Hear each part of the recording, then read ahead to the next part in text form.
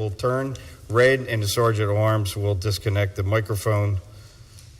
At that point, we will yield the podium to the next speaker. I also reserve the right, pursuant to our rules of council, to limit the repetitious comments on the subject matter. I ask the Chief Clerk to please read the name for our first speaker today. Patrick Duff, commenting on 170247.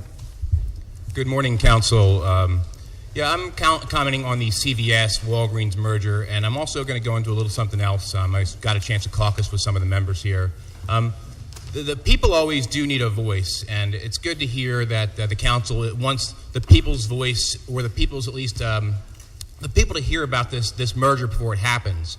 But a couple of weeks ago, you had a person come to your council meeting and made some public comments about an officer that had shot him. And there were some profound comments. And there were comments that if he had made these comments maybe a couple of weeks after it actually happened, maybe we could have saved another person's life in this council, or from the council meetings. I'm here to ask the public comment not only include a section on the agenda items, and especially just the agenda items that are on the final passage calendar, because how can anybody really comment on anything when you suspend the rules of the council all the time and you move everything to the final passage calendar? People should have the right to comment, and they do in all other cities in this state, and they all do in Los Angeles, they do in New York, they do in Houston, they do in every other major city, have the right to come in and make an open public comment about matters of concern. So if I have a matter of concern, I'll give you an example. I lived in Smyrna, Delaware, a real small town.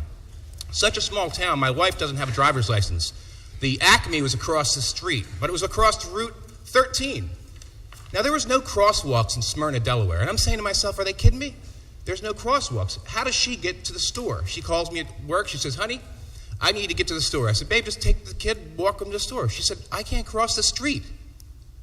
Now, simple enough. I went to the council. They had an open public comment section in Smyrna, Delaware, which is probably about the population of South Street.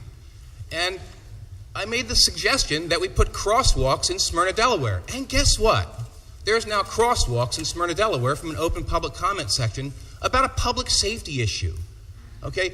This city is 1.5 million people of good ideas, and we get to see what's actually happening on the internal working parts of the city. Let us have the chance to come and tell you what's happening in the city. Let us come and tell you our thoughts on maybe bills or things that you've passed that we don't agree with. I mean, I know that certain people don't agree. Mr. Greenlee told me he doesn't agree. Mr. Jones seems like he agrees. I was going to write a letter. He said to write a letter to everybody and have you guys, kind of respond. But I'm asking you in public. I mean, if you don't agree, I understand. But if you do agree, please sponsor a bill to bring open public comment to the city where free speech was born. Can you imagine that?